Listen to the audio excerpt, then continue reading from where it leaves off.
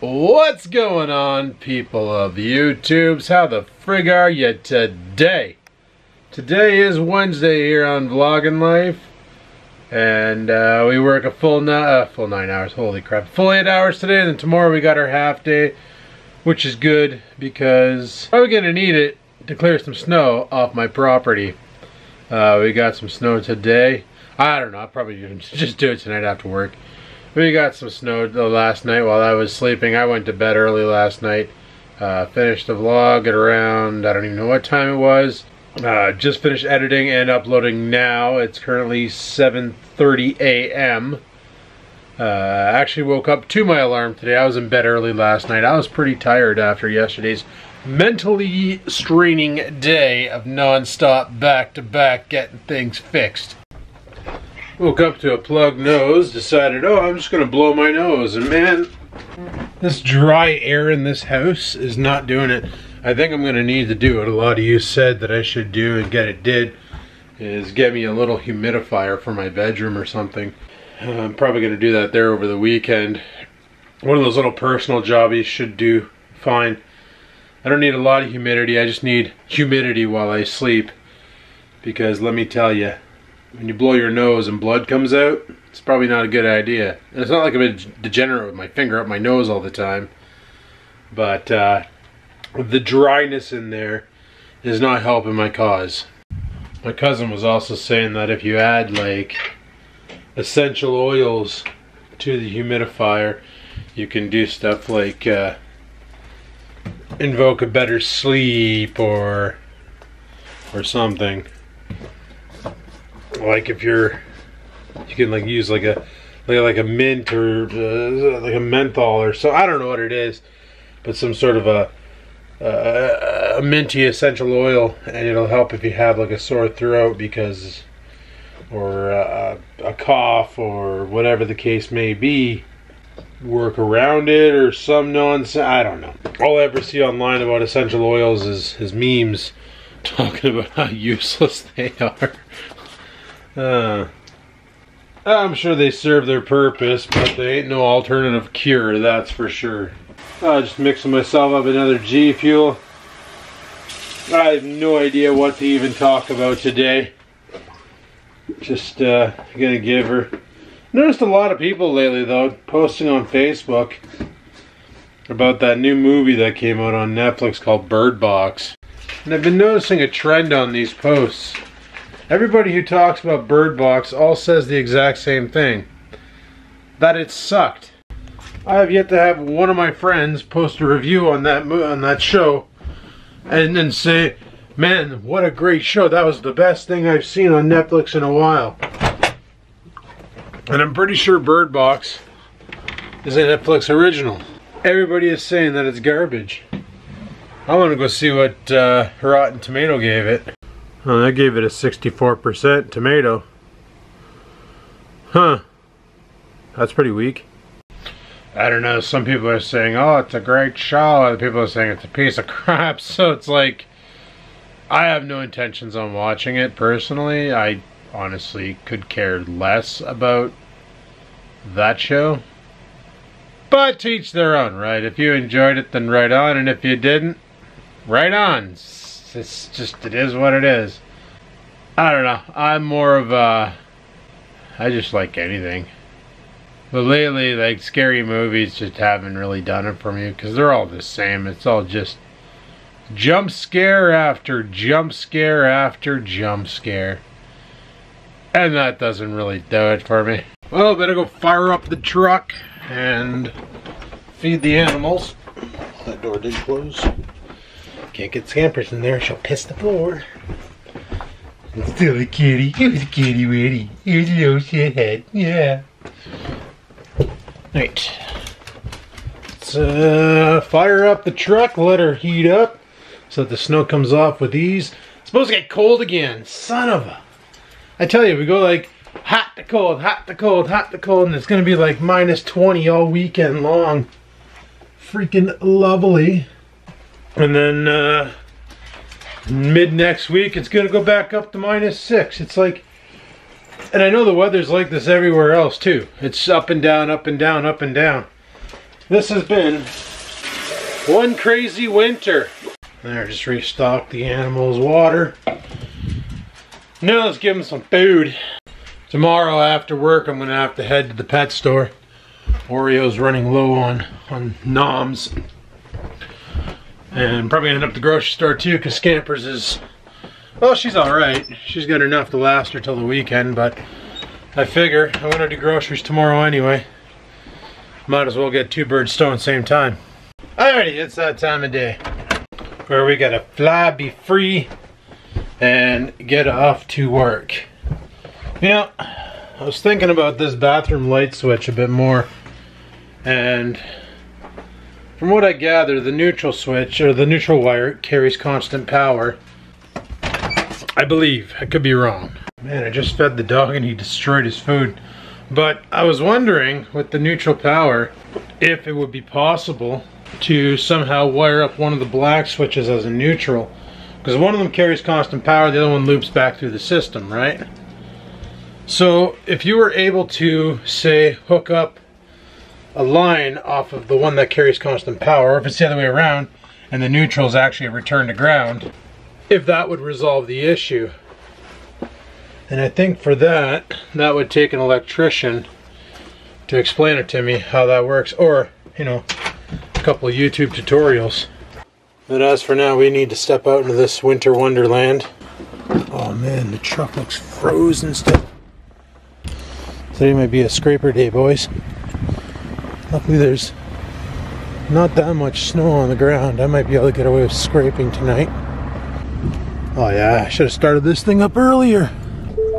Turn off the music. Alright, I'm gonna clean off the truck and head off to work. And I'll talk to you guys afterwards. Alrighty guys, it's after work. Look, it's dark out. Well, it's getting there. It's actually nice that it's 5 o'clock after 5 and it's not that dark. I wonder what the hell store is going here. Whatever.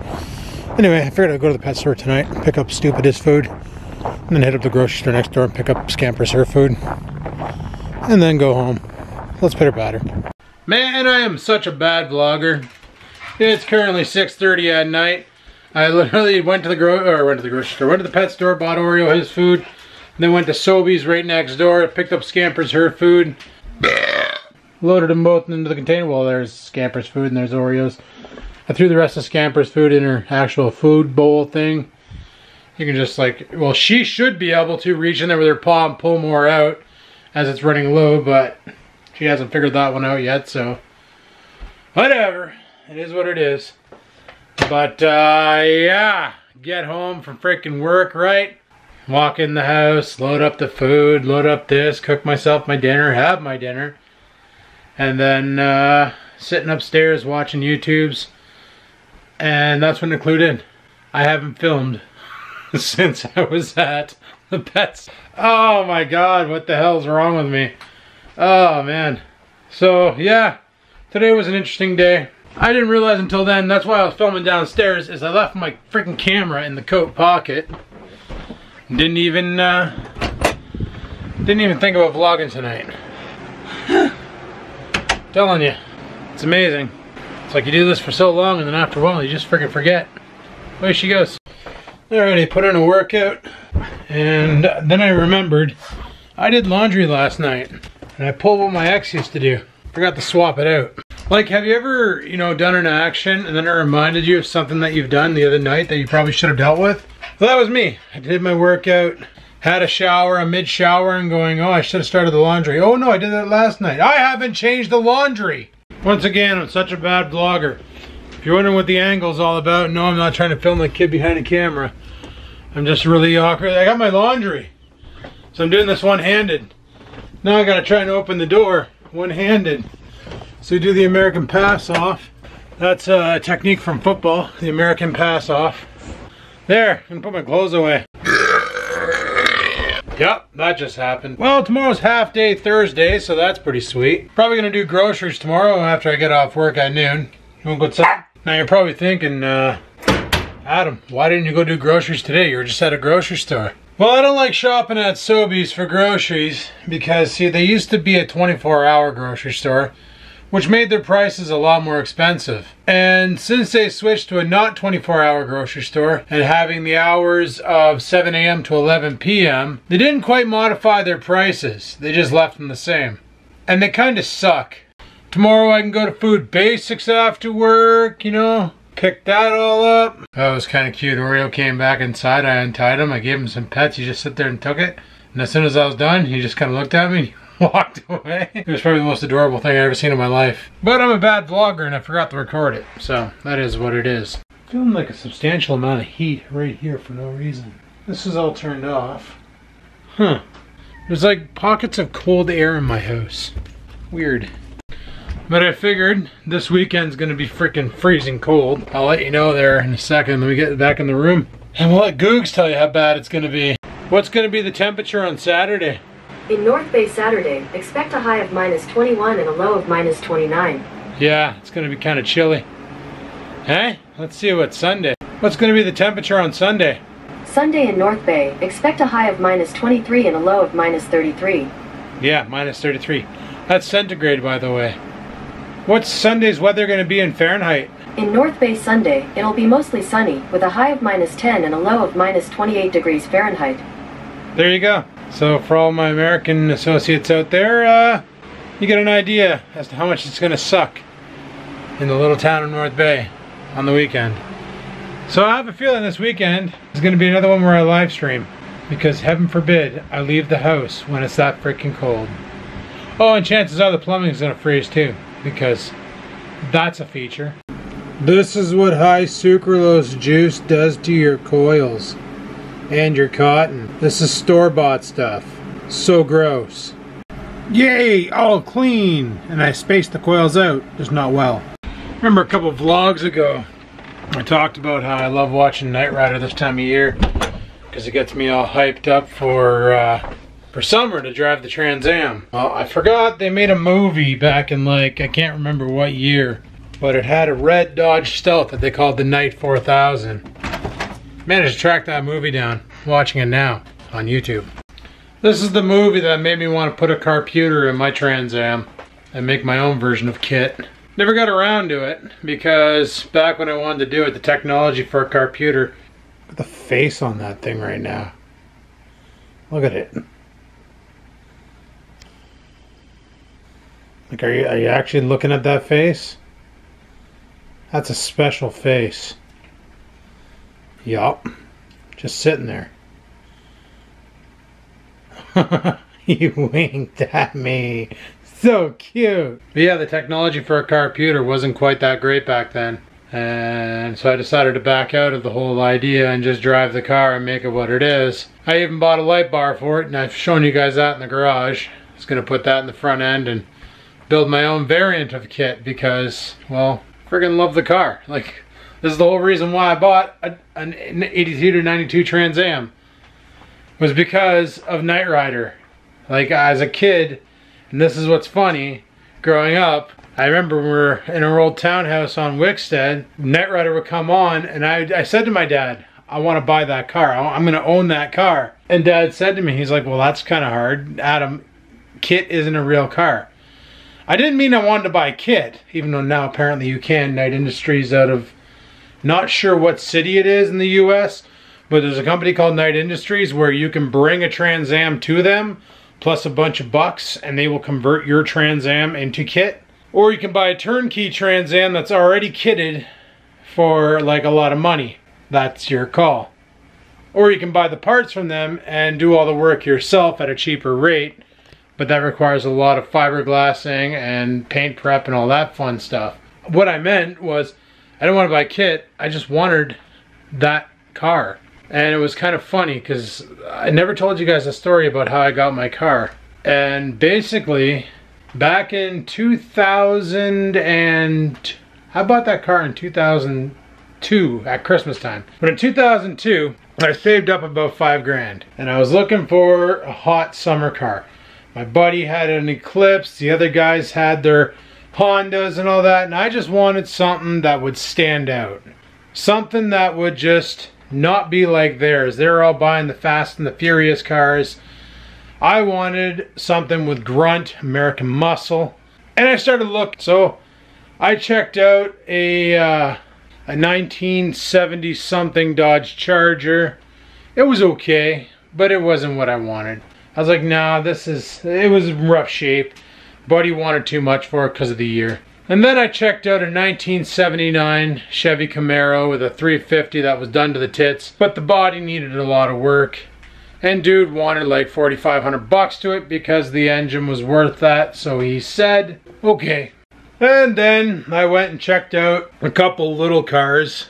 One of them was a Fox body. It was alright, but it needed body work. So then I was like, you know what, I'm just going to wait and save up more money and get a more modern car. It was 2002. The new Mustangs were out. They were pretty good. I was like, you know what, maybe I'll just buy a used like 97, 98 Mustang with a 4.6 with a stick, and that would be sweet. That'd be quick, that'd be awesome. That'd be a fun summer runner. Until my brother, whose friend, just got out of a divorce, and part of the divorce was she took her husband's car, which is the white Trans Am you see out there. She wanted to dump it. She put it up for $5 grand. My brother said, you know, my brother might really want this car. Let me send it to him. Would you cut him a deal? And she said, oh, it's for your brother. He can have it for $3,500. $3,700 certified because it needed some stuff for certification, like needed a muffler because the previous owner gutted the exhaust system. Like took the catalytic off, took the muffler off, so it needed a new cat and a new muffler, and it needed some it needed new wipers and brakes. $200 worth of shit to make the car worthy again. So $3,700 certified out the door, ready to rock. I went over to this house. Oh, and I also looked at another Trans Am. I shouldn't say that. I looked up at a black 305 TPI, tuned port injection, not throttle body injection, but it had a hole in the floor so big that you didn't need to open the door to climb into it. And I looked at a V6 that had a great body, but it had a V6, and I was like, if I'm buying one of these cars, it's got to have an 8 under the hood. I'm not buying some little wannabe. When I saw this car here, I was like, holy shit, like this is in great shape for what it is. You know, at the time, 179,000 kilometers. Now it's got 197,000. $3,500, which was going to save me $1,500 for whatever. It was coming to me certified with good tires, the rims, WS6 suspension kit, all ready to go. And it was funny because I asked the guy, I'm like, her father, I said, does it start? And he goes, oh yeah. He goes and gets the keys. And it was cold as balls in his garage. I bought this thing in the winter. He friggin' turns it over, fires up right away, and I'm like, I'm listening to this thing, and I'm like, I went over, I grabbed his hand and said, bud. I'm like, bud, sold, done, I'll take it. It was December 2nd. I get the call from the shop, and they're like, Adam, your car is done, it's ready to go. Come pick it up. That was the first time I ever drove it, and it was literally around the corner from my parents' house. I went and picked it up, brought it home, didn't know where to put it, so I parked it into the driveway. I didn't even think my parents knew I bought it, because Dad came home from work that day, and there's my old Ford Tempo, Pontiac Trans Am. He parked behind the Trans Am, and he goes, hey, comes in the house, he goes, who's here? I'm like, just me. And he's like, whose white hot car is that in the driveway? I'm like, Dad, it's the car of my dreams. I finally bought it. I rule. And he goes, okay, you can't park that in the driveway. So I made a deal with my neighbor, and he let me park it in his laneway for the winter until the spring, because let me tell you, that thing did not have the tires meant for the winter. When I first bought the car, it had unidirectional tires, and some of them were not put on in the right direction. So we discovered that, and that's when that summer I'm driving around, and when it would rain, you'd hydroplane, because instead of pushing the water out from the V pattern, it would suck the water in underneath the tire, and she would lift. It was a bad time. So that's when I ended up getting new tires for it. But that's how I acquired that car. I only paid $3,500 for it, or $3,700 after the certification, and that was back in 2002, December 2002. May 2003 is the first time I got to drive the car. And the first thing I did was took it to the oil shop and got the oil dropped and replaced. And I literally went cruising that day, all day. I went down and picked up my mom at work, dropped her off, convinced her to let me buy dinner, so I went to like McDonald's, bought dinner, just because I wanted to drive my car so much. Went out to the Hortons that night, went and visited my buddy who was working at the Mike's Mart. Just went driving everywhere, anywhere I could possibly go with that car. I went, just because it was awesome. And I remember those days, and I remember that fun time, and it's like I watched Knight Rider and I remember why I bought that car, and then I think back to these past couple years of just sheer depression from all the abuse I did to my body with the shit food and all the drinking. And you know, I'm not saying drinking's bad in moderation, but I wasn't doing it in moderation. I was doing it heavily daily, and it really put me over the edge and destroyed me. I'm gonna say that health scare was probably the best thing that ever happened to me to get me in check. And last year and this year here, working my way down, getting myself physically better, has really motivated me to get that car back on the road and create some more freaking memories with it. Because those are the best times in my life, and my life is far from over, guys. We're gonna have many better memories, and many more memories. It's gonna be a good time. This summer is gonna be freaking lit. With every weekend off, 9 to 5. Oh man, keep the dream alive. It's gonna be glorious. But I'm shutting this vlog down here, guys. It's currently 10:15, and I need to get to bed. Tomorrow's a half day, 9 to noon. Well, not even a half day. It's like a quarter day or something. But who cares? 9 to noon tomorrow, and then Friday's a full day, and then the weekend is here. It's gonna be a frigid one, like I said, and as Google said.